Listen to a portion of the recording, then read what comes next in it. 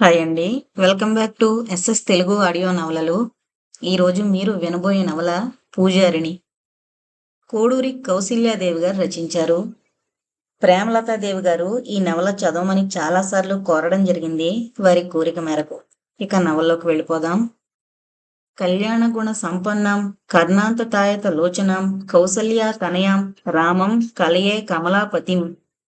ఇష్టదేవతార్చనలో మునిగిపోయి పరవశ వివసుడైన రామదాసు కనులు తెరచి కొలది క్షణాలు ఆశ్చర్య వివసతతో మాట్లాడలేకపోయాడు. అక్కడ ఆసీనులై ఉన్న ఆగంతుకులను చూసి, ఆహా, ఏమి నా అదృష్టం! బాల్యమిత్రుని సందర్శనం, లక్షాధికారి నా చిన్న కుటీరాన్ని పావనం చేశాడు. ఆనంద పరవశంతో రామదాసు కళ్ళు చెమ్మగిల్లాయి. నిష్కపట మనస్కుడైన మిత్రుని ఆదరవాక్యాలకు శ్రీనివాసరావు కళ్ళు కూడా బాష్పకులితాలయ్యాయి. ఈ చిరంజీవిని శ్రీనివాసరావు పక్కనే ఉన్న 12 ఏళ్ల బాలికను చూస్తూ అడిగాడు రామదాసు. నా కూతురు. శ్రీనివాసరావు స్వరంలో ఏదో నిర్లిప్తత. ఈ రోజంతా ఇక్కడే ఉండడానికొచ్చాను. నా విషయాలు తర్వాత మాట్లాడుకున్నాం. నీ సంగతులేమిటి? నీ గురుకులం ఎలా నడుస్తోంది? సంతృప్తితో కూడిన చిరునవ్వు నాట్యమాడింది. బాగానే ఉంది. నాకు ఆశ లేనంతకాలం బాగానే ఉంటుంది. బాధగా నవ్వాడు శ్రీనివాసరావు. నిజమే, అత్యాశ జీవితాన్ని అడియాసగా మారుచుతుంది. ఆశలేని నువ్వు అందరిలోకెల్లా ప్రశాంతమైన జీవితాన్ని అనుభవిస్తున్నావు. సిరి కోసం పిచ్చెత్తిన మేము జీవితం అనుభవించలేక పిచ్చివాళ్లమైపోయాం. రామదాసు భార్య అతిథి సత్కారం కావించడానికి ప్రవేశించడంతో సంభాషణ అంతటితో ఆగింది. సార్థక నామధేయ అయిన పార్వతిని చూస్తూనే లేచి నిలబడి నమస్కరించాడు శ్రీనివాసరావు. ఆమెపై అతడికి ఎనలేని గౌరవం. చాలా సుదినం. ఎన్నాళ్లకెన్నాళ్లకు అంది పార్వతి శ్రీనివాసరావుకు పానీయం అందిస్తూ. సుదినం నాకు. పార్వతీ పరమేశ్వర్ల సందర్శనానికొచ్చాను. దర్శన భాగ్యం కలిగింది. మీకు బహుశా దుర్దినమేమో. కాదు కాదు, నొచ్చుకుంటూ అంది పార్వతి.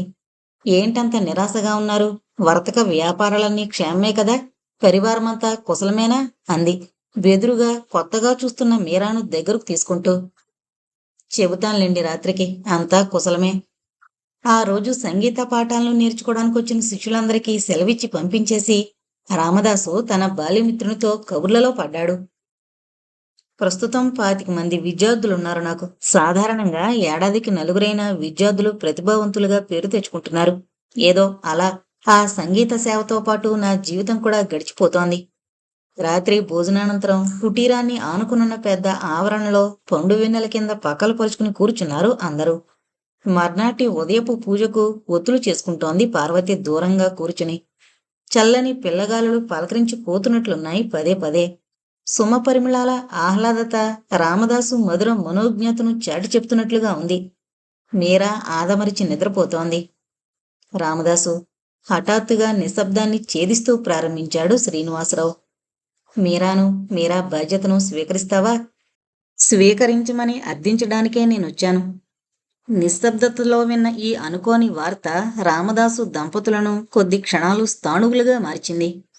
బాల్యమిత్రుడైన నా మాట తోసిపుచ్చవని ఎంతో ఆశతో వచ్చాను రామదాసు. దీనాతి దీనంగా పలికింది శ్రీనివాసరావు కంఠం.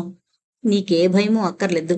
ఆస్తంతా మీరా పేర రాసి తెచ్చాను. ఇదిగో వీలునామా. లాల్చీ జేబులోంచి ఓ కవర్ తీసి అందించిపోయాడు. రామదాసు అందుకోలేదు. హఠాత్తుగా ఊహించని విషయాన్ని విన్న అతడింకా తేరుకోలేదు.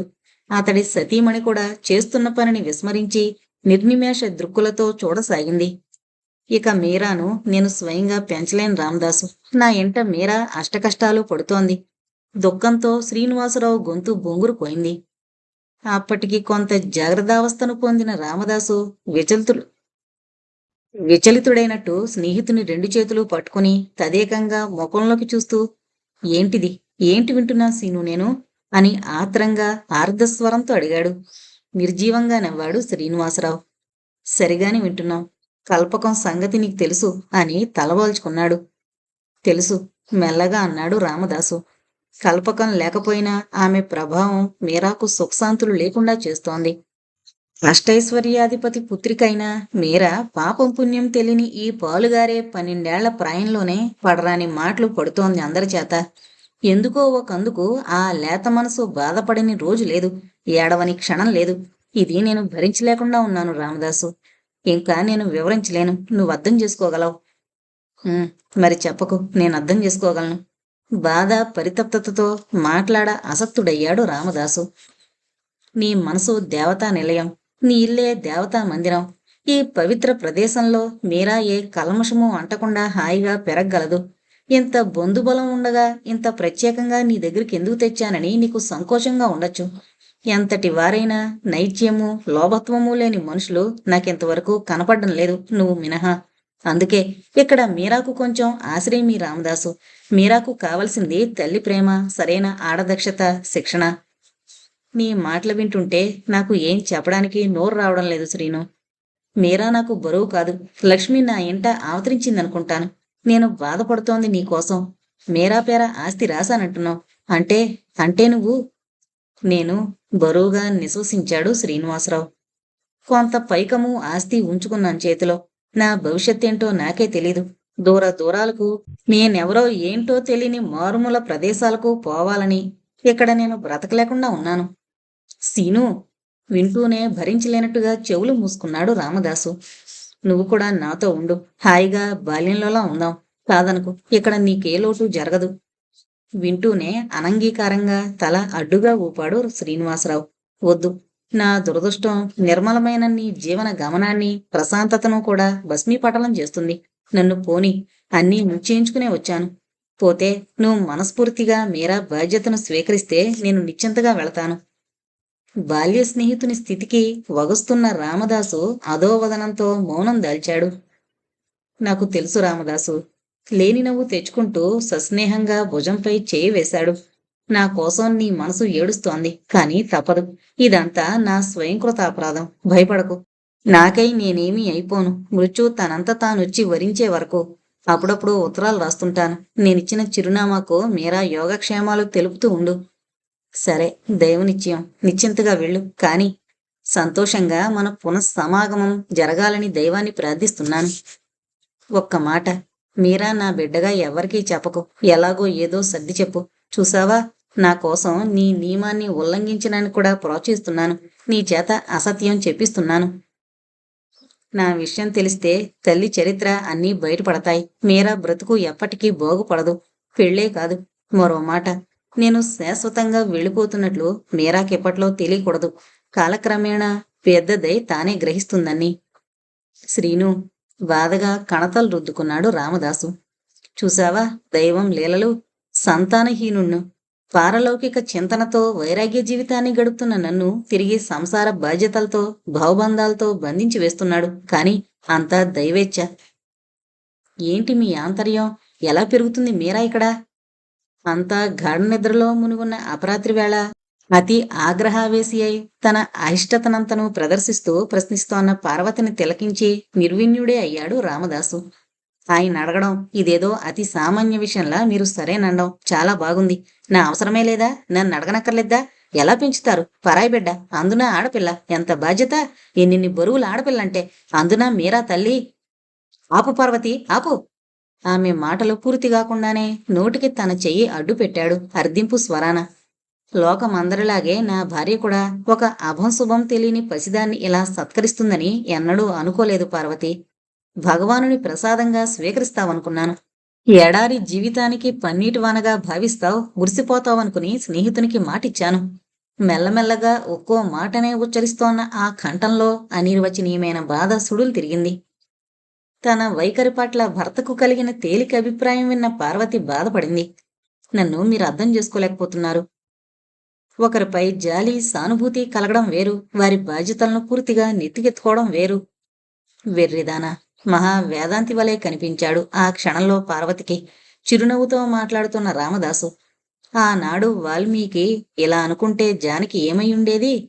యశోదానందులే అలా భయపడుంటే చిన్ని కృష్ణుడు ఏమైపోయేవాడు? పొలంలో లభించిన పసిపాపను కులగోత్రాలు ఆలోచించే మిథిలాధీశుడు తనూజగా స్వీకరించాడా?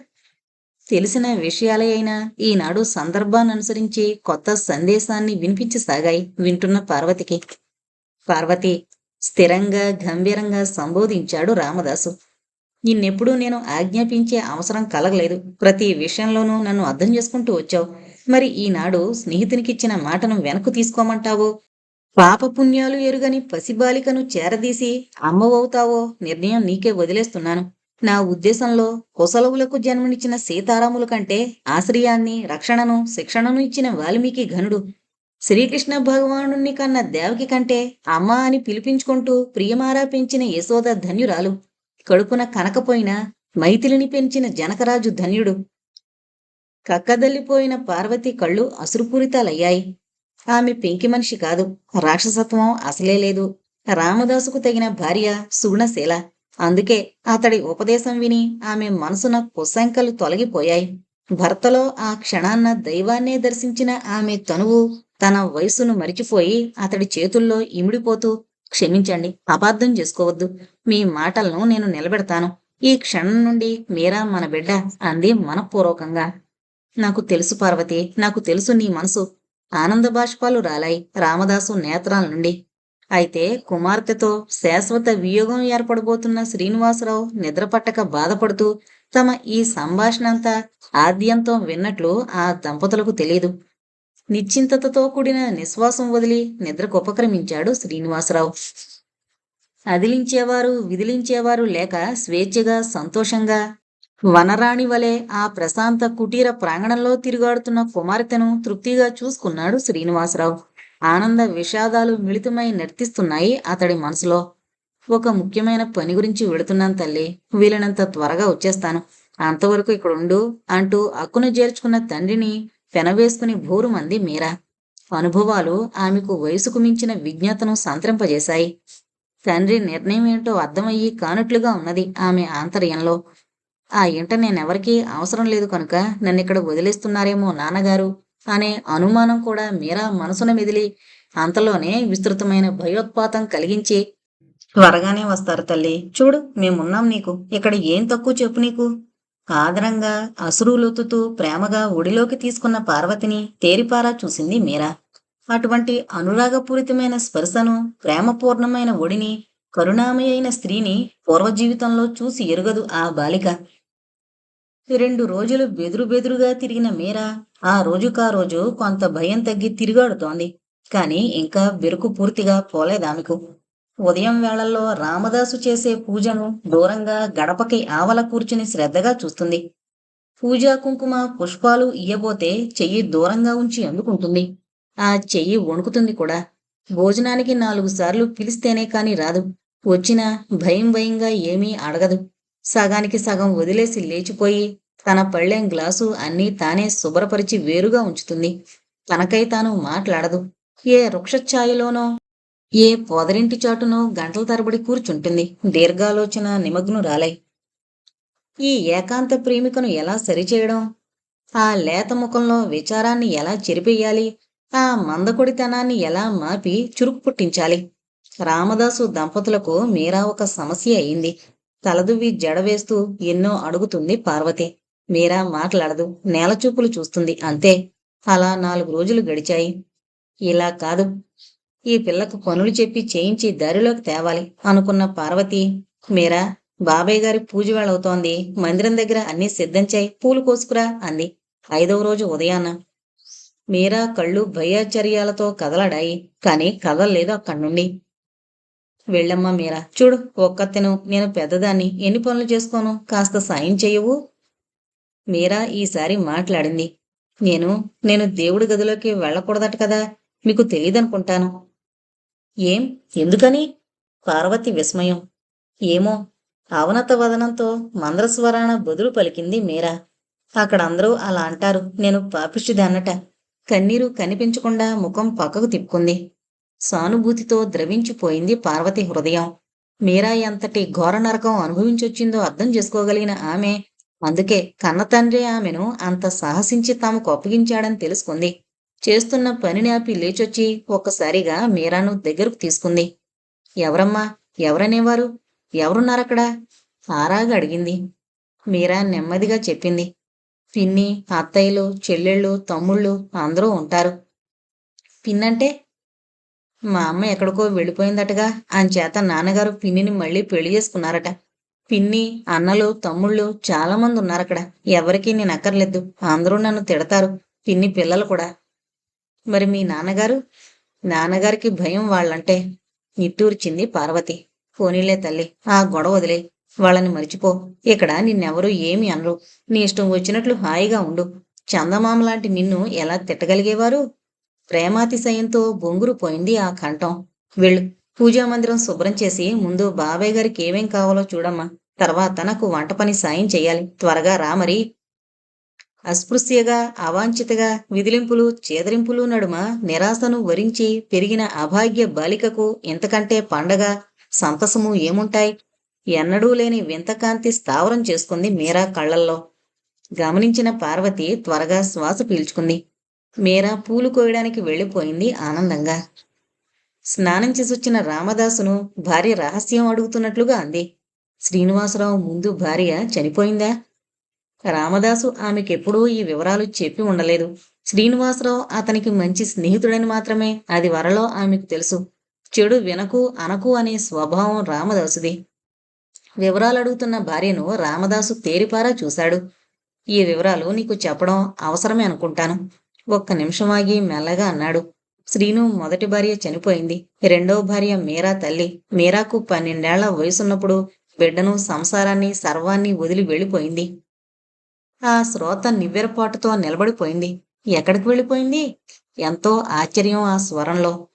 నిశితంగా చూశాడు రామదాసు. నా చేత చెప్పించకు పార్వతి. బాధ ఆ గళంలో సుడులు తిరిగింది. నువ్వే ఊహించుకోగలవు, నేను చెప్పలేను. తప్పు ఎవరిదైనా ఆ ఫలితం మాత్రం మీరా అనుభవించింది ఈ 12 ఏళ్లు. అయితే ఈ చరిత్రంతా విని నువ్వు కూడా మీరాను అసహించుకోకు సుమా. చాలండి. మీరా ప్రవేశంతో సంభాషణ ఆగిపోయింది. ఇవిగోనండి, పూలసజ్జ అందించింది. ఇంకేం చేయమంటారు? పార్వతి పెదవులపై వేలుంచుతూ తప్పు అనే సంకేతం సూచించింది. అండీ కాదు, ఇదిగోనమ్మా చేశానమ్మా అని చెప్పు. ఏది అమ్మాని పిలువు ఒక్కసారి. దిగ్భ్రాంతైన మీరా ఏంటో అగోచరంగా ఉన్నట్లు తికమక పడుతూ చూసి తలవాల్చుకుంది. అంటుందిలే, అలవాటు కాని. రామదాసు ఓదార్చాడు భార్య వదనంలో నిరుత్సాహం చూసి. అతడి అంచనా తప్పలేదు. వారం రోజులు తిరిగేసరికి పార్వతీ, మీరాలు సాక్షాత్తు తల్లి బిడ్డల వలె కలిసిపోయారు. కలవక ఏమవుతారు? బిడ్డల్లేని స్త్రీ, తల్లిలేని బిడ్డ ఏ ఏ ప్రేమలకైతే కటకట్లాడతారో నీడా కరువు తీరింది ఒకరి సమక్షంలో మరొకరికి. అమ్మా అమ్మా అంటూ ప్రతి పనిలో చేయూతనిస్తున్న మీరాను చూసి మురిసిపోయింది పార్వతి. బాబాయ్ గారు అని మీరా సంబోధిస్తుంటే తన జన్మ తరించినట్లే భావించేవాడు రామదాసు. ఎవరని అడిగిన వారికి మా తమ్ముడి కూతురు అని చెప్పుకునేవాడు సగర్వంగా, ధైర్యంగా. భగవాన్, ఈ అమాయకురాలి కొరకు నువ్వు నాపై దయతో ఉంచిన ఈ గురుతర బాధ్యత కొరకు అసత్యం కూడా నోట ఉచ్చరిస్తున్నాను. నువ్వే క్షమించాలి అని లోలోన ప్రార్థించేవాడు. ఊరికి, అలజడికి, హడావిడికి దూరంగా చిన్న పెంకుటిల్లు. చుట్టూ పలు రకాల ఫల పుష్పాది తరువులతో పెద్ద ఆంగణం గల రామదాసు నివాసంలో నివసించడం మీరాకు సంతోషప్రదంగా, సంతృప్తిగానే ఉంది. ఇక్కడ నన్నెవరూ తిట్టరు, కొట్టరు, అసహించుకోరు. మీదు మిక్కిలి ఆప్యాయత, ఆదరణలు పొంగి పొరలుతున్నాయి. ఎప్పుడూ ఇక్కడే ఉండిపోతే ఎంత బాగుండును. ఆ సుందర వనంలో వనరాణి వలె తిరుగాడు తలపోస్తోంది మీరా. కాని కాని నాన్నగారు ఇంకా రారేం? చాలా రోజులైపోయిందిగా. త్వరగా వస్తానన్నారే. నాన్నగారు కూడా ఇక్కడే నాతో ఉండిపోతే బాగుంటుంది కదూ. ఆశగా ఊహిస్తోంది. కాని అది అడియాసేనని ఆమెకు తెలుసు.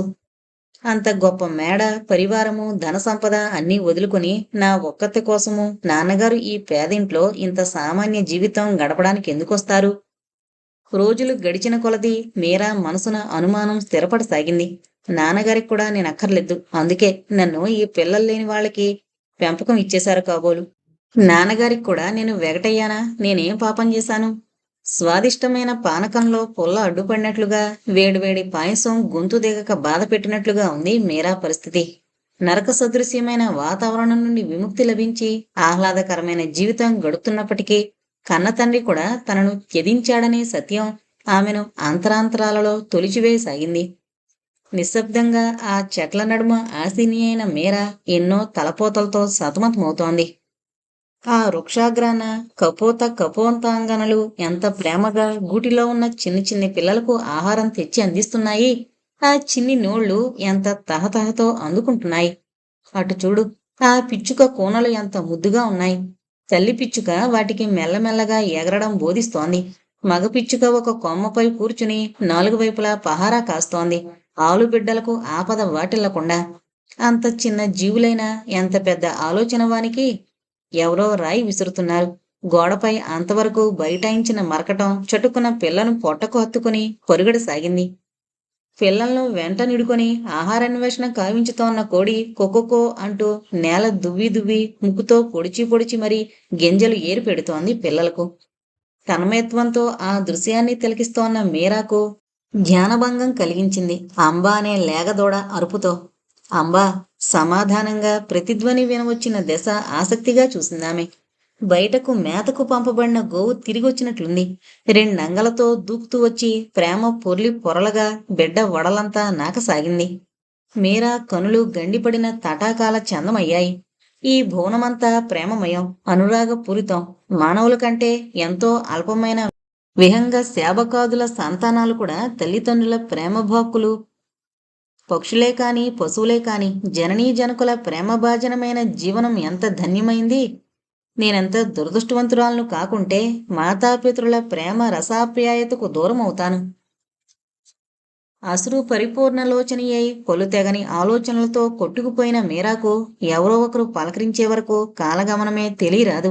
అనునిత్యం అదే యోచనతో గడిపే మీరాను క్రమంగా గంభీరత పెనవేస్తున్నది. కడలి ఏ విధంగా గంభీరమో, ఆకాశం ఎంత అనంతమో అలానే మీరా స్వభావం కూడా గంభీరం, ఆలోచనలు కూడా అనంతం. ఈ విస్తార భువనంలో మీరా ఏకాకి.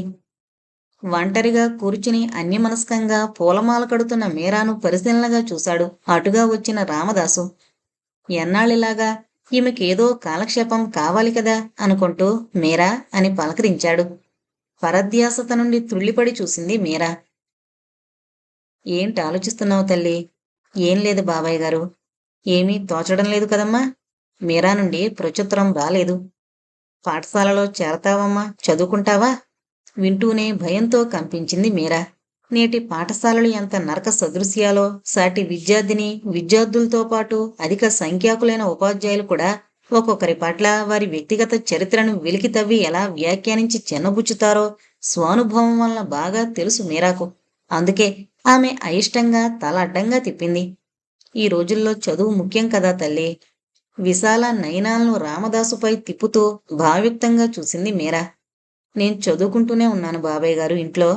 ఇంట్లోనా? ఏం చదువుతున్నావు? మీ పుస్తకాలన్నీ నేను రోజూ చదువుకుంటున్నాను. మీరు విద్యార్థులకు నేర్పేటప్పుడు సంగీతం నేను విని నేర్చుకుంటున్నాను. మీకు తెలియకుండా నేర్చుకుంటున్నాను, క్షమించండి.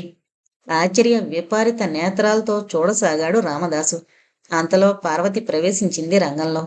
అవును, ఆ ఇంగ్లీషు స్కూళ్లలో చదివిందే చదువా ఏం?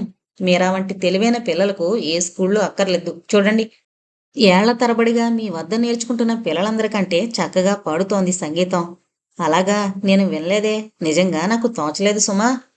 మీకు ఇంగ్లీష్ వచ్చు కదా. మీరా సహజంగా తెలివైంది. మీరు కొంచెం ఆశ్రయిస్తే చాలు, విద్య తనంత తానే దిగొచ్చి ప్రవేశిస్తుంది మీరాలో. పార్వతి మాటలో అక్షరాల నిజం. మీరా వాగీశ్వరి ప్రియపుత్రికయా అన్నట్లుగా ఆమెకు ఏ విషయమూ శ్రమపడి బోధించనవసరం లేదు. ఒక్కసారి కొద్దిగా వివరించి వినిపిస్తే చాలు. శాస్త్రాలు, పురాణ గ్రంథాలు అతి వేగంగా చదవడమే కాదు, ఆ సంబంధమైన విషయాలను, మీమాంసలను తనతో తర్కిస్తుంటే రామదాసు విస్మితుడయ్యేవాడు. శ్రావ్యంగా మీరా శాస్త్రీయ సంగీతం ఆలపించేవేళ ఆ సంగీత పండితుని మనసు ఆనందంతో ఉయ్యాలలుగేది. నా సంగీతాన్ని లోకానికి అందించగల వారసుడు లేడనే విచారం ఉండేది. ఆ విచారాన్ని నువ్వు అంతరింపజేసావు మీరా. నిన్ను అపర శారదగా తీర్చిదిద్దుతాను. నాకు వంశోద్ధారకుడు లేకపోయినా నీ గానంలో నేను చిరస్థాయిని అందుతాను అనేవాడు. మీరా పూర్తిగా రామదాసు ఇంట ఆ కుటుంబంలో ఒకతిగా అరమరికలు లేకుండా ఇమిడిపోయింది. వేకువనే పార్వతితో పాటు మేలుకుంటుంది. అన్ని పనుల్లో ఆమెకు చేదోడు వాదోడుగా ఉంటుంది. అటు రామదాసుకు ఏ ఏ వేళల్లో అందించాల్సిన వస్తువులు ఆయా వేళల్లో సిద్ధంగా అమర్చి పెడుతుంది. సంగీత పాఠాలు శ్రద్ధగా నేర్చుకుంటుంది. రామదాసుతో పాటు భక్తిగా పూజ చేస్తుంది. అతడితో కలిసి తీసిపోకుండా భక్తి గీతాలు ఆలపిస్తోంది. ఆ చిన్ని తోటకు శ్రద్ధగా సేవ చేస్తోంది. మీరా రాకతో ఈ ఇంటికే కళొచ్చింది కదూ. మన జీవితాలకి ఏదో చైతన్యం వచ్చింది అంటాడు రామదాసు. సమాధానంగా నిండుగా నవ్వుతుంది పార్వతి, భగవంతుడు తనకి అనుగ్రహించిన ఆ పెన్నిధిని తృప్తిగా చూసుకుంటూ. కాని కాని ఆ పెన్నిది మాత్రం తాను కోల్పోయిన పెన్నిదిని ఈ జన్మకు మరువదు. అందుకే ఆ వదనంలో ఎన్నడూ చిరునవ్వైనా కనిపించదు. ఆ కుటీరానికి, ఆ వృద్ధ దంపతులకు వెలుగురేకైనా ఆ హృదయంలో మాత్రం వెలుగురేఖలు లేవు. కన్నతండ్రి కూడా తననంత నిర్దయగా ఎందుకు వదిలివేశాడా? వీరిలా ఎంతకాలం తనని పెంచుతారా అనే ప్రశ్నలతో నలిగిపోయే ఆ ముఖంలో తిష్ట వేసుకున్న నిత్య గంభీర ముద్ర చెరగలేదు. నాన్నగారు ఎప్పుడొస్తారా బాబాయ్ గారు? నాన్నగారి నుంచి ఉత్తరం వచ్చిందా బాబాయ్ గారు అని అప్పుడప్పుడు అడిగేది. సమయానుకూలంగా ఏదో సర్ది చెప్పేవాడు రామదాసు. కాలక్రమం అలా ప్రశ్నించడం కూడా మానుకుంది. పైకి అదొక గంభీర జలది, లోలోన అదొక మహా కల్లోలిత సాగరం.